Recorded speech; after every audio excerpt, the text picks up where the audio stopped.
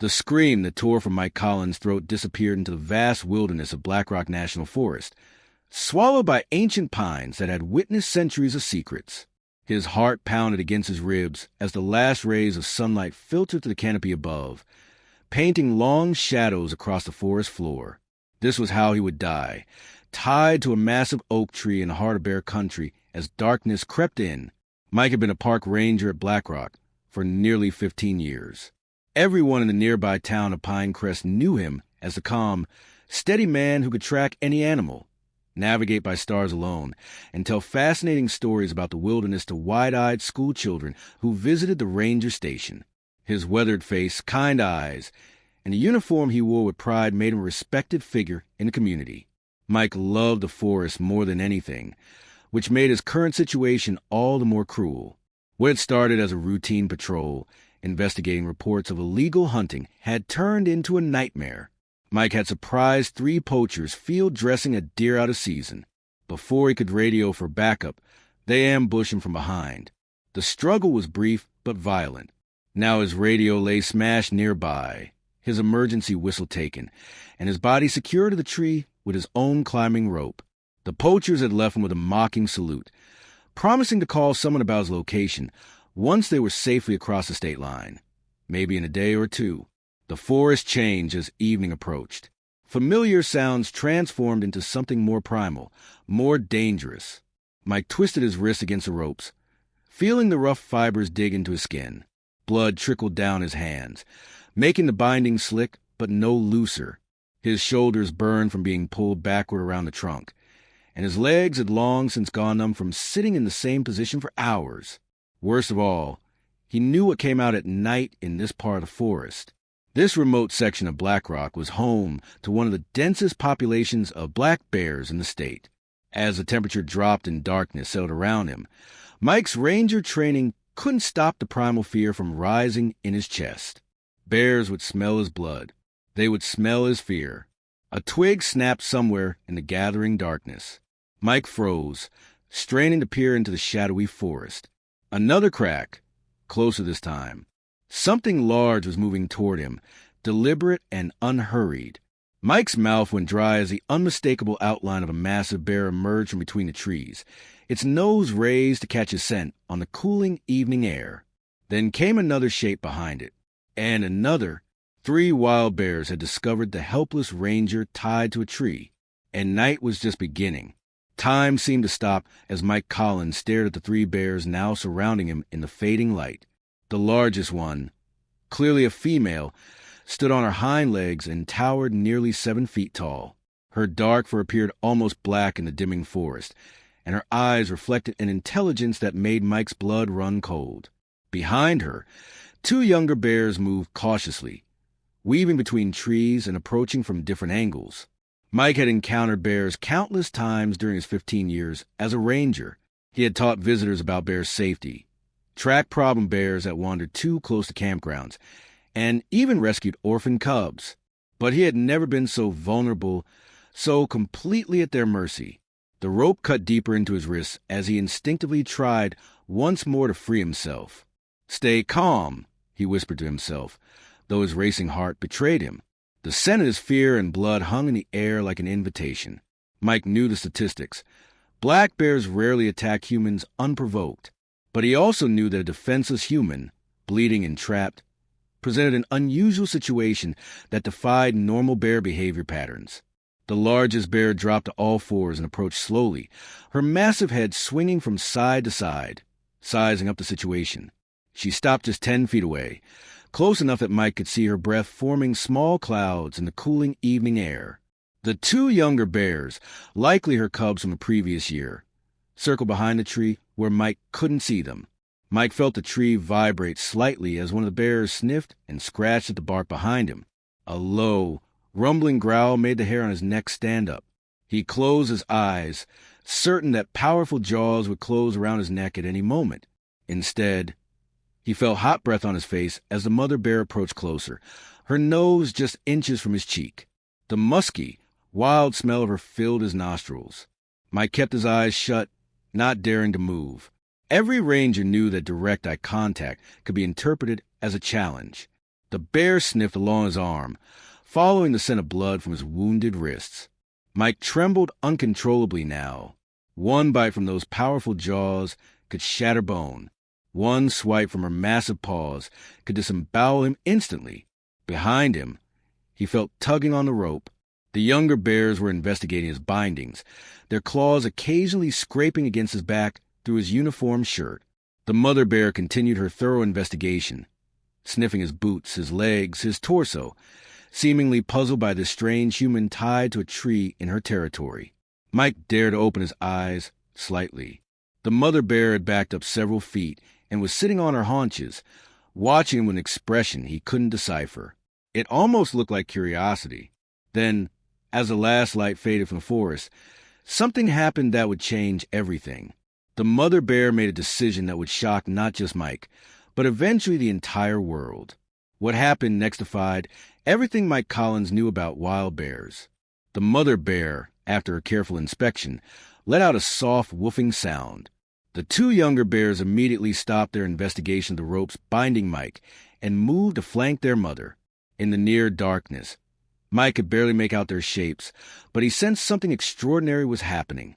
The mother bear approached again, this time with deliberate slowness. Mike braced himself, his muscles tensing for the inevitable attack. Instead, she gently pressed her nose against his bleeding wrist where the rope had cut into his skin. The sensation of her wet nose against his wound made him flinch.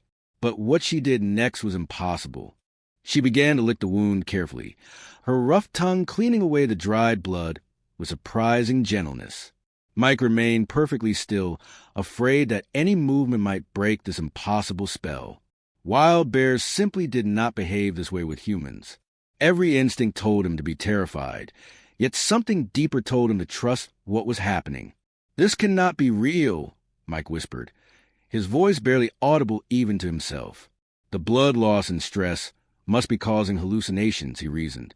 Perhaps this was how the human mind prepared itself for death, by creating comforting delusions in its final moments. But the warm, wet sensation of the bear's tongue on his skin was undeniably real. So it was a sudden tugging he felt at the ropes behind him. One of the younger bears had grasped the binding between its teeth and was pulling, not roughly but with steady pressure. The mother bear stopped her ministrations and moved behind the tree, out of Mike's sight. He felt the tree shake slightly as she rose onto her hind legs. The pressure on the ropes increased significantly. Mike realized with astonishment that they were actually trying to free him.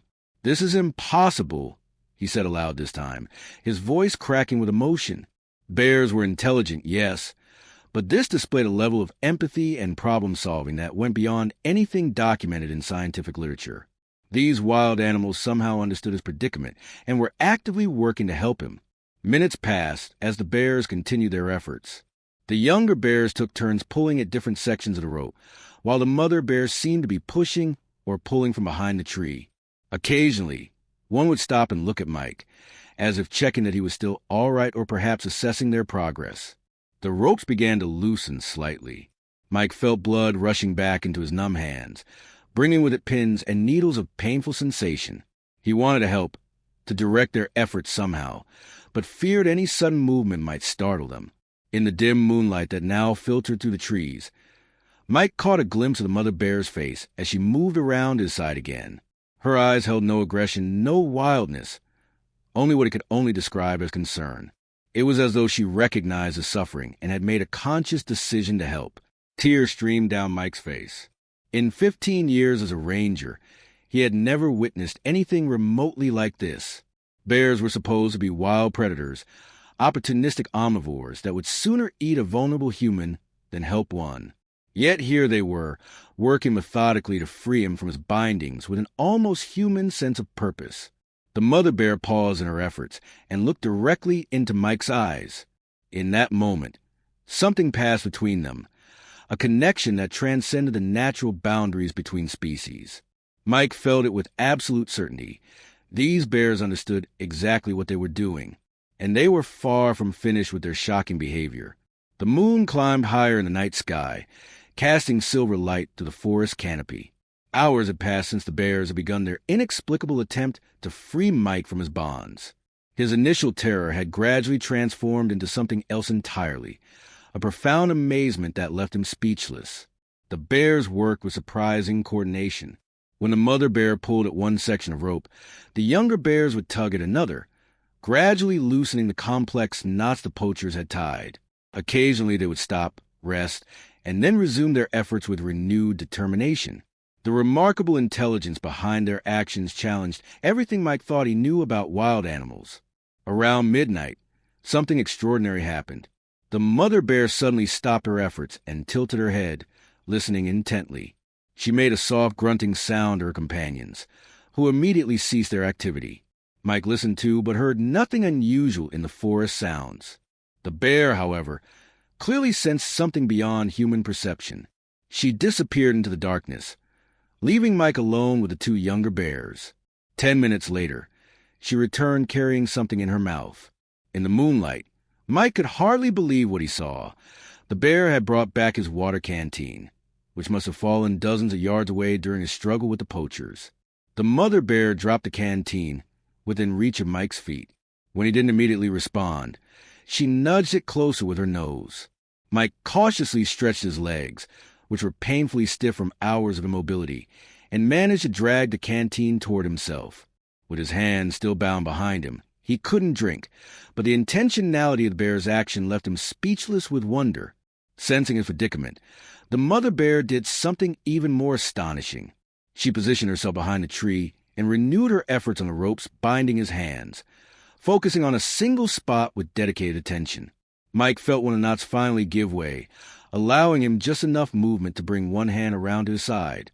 It wasn't complete freedom, but it was enough to reach the water. With trembling fingers, Mike unscrewed the cap and drank deeply, the cool water reviving his parched throat. The bears watched him drink with what appeared to be satisfaction, their behavior so far removed from wild predators that Mike began to question everything he had ever learned about these animals. As the night deepened, the temperature dropped significantly. Mike began to shiver, his uniform not designed for overnight exposure in the forest. The mother bear noticed his discomfort and made another surprising decision. She lumbered over and simply lay down beside him, her massive body radiating heat. The younger bears followed suit, positioning themselves around him like living blankets. Their thick fur and body heat soon warmed him, keeping the biting cold at bay. "Thank you," Mike whispered, fully aware of how insane it would sound to anyone else. He was thanking wild bears who had, for reasons he couldn't fathom, chosen to help rather than harm him. Throughout the long night, the bears continued their gentle efforts to free him, alternating between working at his bindings and resting beside him. When small forest creatures approached, drawn by curiosity or the scent of blood, the mother bear would rise slightly and rumble a warning, protecting Mike from other potential threats. By the time dawn approached, Mike's transformation was complete. The man who had been certain of his death now felt a connection to these animals that transcended anything he had experienced in his years as a ranger. What had begun as the worst night of his life had become perhaps the most profound, a night when the lines between human and animal, helper and helped, had blurred beyond recognition. And as the first light of dawn filtered through the trees, the bears prepared for their most shocking act yet. As morning light slowly illuminated the forest, Mike felt a renewed energy from the bears. Throughout the night, they had managed to loosen several of the knots, giving him slightly more mobility, but he remained secured to the tree. Now, with daylight returning, the bears seemed determined to complete what they had started. The mother bear circled the tree, assessing the remaining bindings with what appeared to be calculated intelligence. She stopped at a spot where the rope wrapped around both Mike and the tree in a particularly complex pattern. Rather than pulling randomly, she began working at a specific point, the main knot that, if loosened, would potentially free the entire system. Mike watched in astonishment as she used her claws with surprising dexterity, hooking them under specific loops of the rope. The precision of her movements suggested an understanding of the problem that went far beyond instinct. One of the younger bears joined her, its smaller claws able to reach into tighter spaces in the knot. A little to the left, Mike found himself saying, gesturing with his chin toward a particular loop of rope. Incredibly, the mother bear shifted her attention exactly where he had indicated. This apparent comprehension stunned Mike into silence. It was as if some unspoken communication had formed between them overnight. After several minutes of concentrated effort, Mike felt a sudden release of pressure. The main knot had come undone. The rope still wrapped around him, but the tension was gone. The bears seemed to sense the breakthrough and increase their efforts, now pulling at the loosened ropes with renewed purpose. Mike began to carefully wriggle his arms, working with the bear's rhythm. When one would pull, he would push or twist in the opposite direction. This coordinated effort proved remarkably effective. Bit by bit, the ropes loosened further until one arm suddenly came completely free. With one hand now able to help, Mike started working on the remaining bindings while the bears continued their assistance. The mother bear watched him intently, seeming to understand that he could now participate in his own rescue. When Mike struggled with a particularly tight section, she would move in to help, her powerful claws making short work of knots that his stiff fingers couldn't manage. The communication between them had evolved beyond anything Mike could have imagined. He would point to a section of rope, and the bears would focus their attention there. When they successfully loosened a difficult knot, Mike would say, "Good job," or "Thank you," and they would look at her with what seemed like understanding in their dark eyes. Finally, after what felt like hours of collaborative effort, the last of the ropes fell away. Mike Collins was free. His legs were numb, his wrists bloody and raw, but he was alive and unbound. He slumped forward, exhausted from the ordeal, and found himself leaning against the warm, solid presence of the mother bear, who had positioned herself to support him. In that moment, as the morning sun streamed through the trees highlighting the discarded ropes on the forest floor, Mike realized he had experienced something that would forever change his understanding of the natural world and the creatures within it. Though Mike was now free from the tree, his ordeal was far from over. Hours of restricted circulation had left his legs nearly useless, and his wounded wrists throbbed with pain. The ranger station was miles away through dense forest, and without his radio, he had no way to call for help. In his weakened state, the journey seemed impossible. As if sensing his predicament, the mother bear did something that defied all explanation.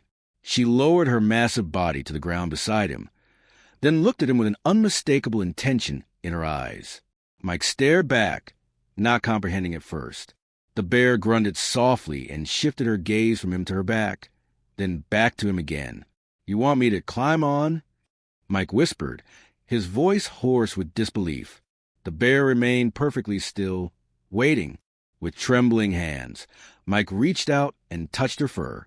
She didn't flinch or growl. Taking a deep breath, he carefully pulled himself onto her back, his movements clumsy and weak. The bear rose slowly, adjusting to his weight, with remarkable gentleness. The two younger bears circled around them, seemingly excited by this new development. The mother bear took a few experimental steps forward, then paused, allowing Mike to secure his position. He gripped her fur lightly, overwhelmed by the surreal situation. A wild bear was offering to carry him to safety. They began moving through the forest at a steady pace. Mike noticed that the bear wasn't heading in a random direction. She was following what appeared to be the most direct route back toward the ranger station. How she knew which way to go, Mike couldn't fathom, but her purposeful stride suggested she had a clear destination in mind. The younger bears ran ahead, occasionally stopping to sniff the air or investigate something before rejoining the procession. Mike realized they were acting as scouts, perhaps checking for potential dangers along the way. The level of coordination between the three bears seemed almost tactical. As they traveled, Mike's mind raced with questions. Why had these wild animals chosen to help him? What had they seen in him that inspired such unprecedented behavior? The scientific part of his brain struggled to rationalize their actions, while another part simply surrendered to the wonder of the experience. An hour into their journey, Mike spotted something familiar through trees, the main trail that led directly to the ranger station. The mother bear had navigated unerringly to this human path. It was at this moment that Mike fully realized he would survive this ordeal, not despite encountering wild bears, but because of them. Tears streamed down his face as the magnitude of what was happening hit him. These creatures, which humans feared and often misunderstood, had saved his life through actions that would challenge humanity's understanding of wild animal behavior. They had shown compassion, intelligence, and selflessness that many would consider impossible for their species. "You saved me," Mike said simply, his hand resting gently on the bear's massive shoulder. And no one is ever going to believe it. The morning briefing at Black Rock Ranger Station had just concluded when someone noticed Mike Collins had not reported in from his overnight patrol. Concern quickly spread among his colleagues. Mike was never late, and his failure to radio him was completely out of character. Chief Ranger Sarah Martinez immediately organized a search party, fearing the worst after reports of poaching activity in the area Mike had been patrolling. Four Rangers set out in 2 vehicles, heading toward Mike's last known location. They had been searching for less than an hour when Ranger Tom Wilson spotted something through his binoculars that made him doubt his own eyes. "Stop the truck," he said, his voice tight with disbelief. "You need to see this." The Rangers pulled over and followed Tom's pointing finger. There, emerging from the forest onto a clearing about 200 yards away, was their missing colleague. But what struck them silent with shock was not Mike's appearance, but his companions. 3 black bears walking calmly alongside him, with Mike leaning heavily on the largest one for support. Is Mike riding a bear?" Ranger Jessica Chin whispered, unable to process what she was seeing. The Rangers froze, afraid any sudden movement might provoke the bears into aggression. They watched as Mike slowly made his way toward them, his uniform torn and bloodstained, his face haggard but amazingly alive. Chief Martinez was the first to recover from the shock. She raised her camera and began taking photos, documenting the impossible scene unfolding before them. The bears showed no sign of aggression or fear, continuing their steady escort of the injured ranger. As Mike and his unusual companions drew closer, the mother bear finally stopped, seeming to sense that her job was complete. Mike slid carefully from her back and stood shakily on his own feet. The bears remained beside him, watching the other rangers with curious but unthreatening gazes. "Mike, don't move," Chief Martinez called out, her hand instinctively moving toward her sidearm. "We'll try to scare them off." "No." Mike's voice was hoarse but firm. "They saved my life. Please, just watch." The gathered rangers stood in stunned silence as Mike turned to the mother bear and placed a gentle hand on her massive head. The bear accepted the touch calmly, then made a soft sound to her companions. With one last look at Mike, the 3 bears turned and ambled back toward the forest, disappearing into the trees as peacefully as they had emerged. "I have so much to tell you," Mike said as his colleagues rushed forward to support him. "And you would never believe me without those photos." The images captured by Chief Martinez's camera would soon become the most examined wildlife photographs in history. Frame by frame, they clearly showed Mike Collins being assisted by the bears, riding on a mother bear's back, and the peaceful parting between human and animals. Wildlife experts would analyze every pixel, searching for signs of manipulation or deception, only to confirm their authenticity. Later that day, as medical staff treated Mike's injuries at the regional hospital, the Rangers downloaded footage from the trail cameras placed throughout the forest. Several had captured segments of Mike's journey with the bears, providing additional evidence of the extraordinary event.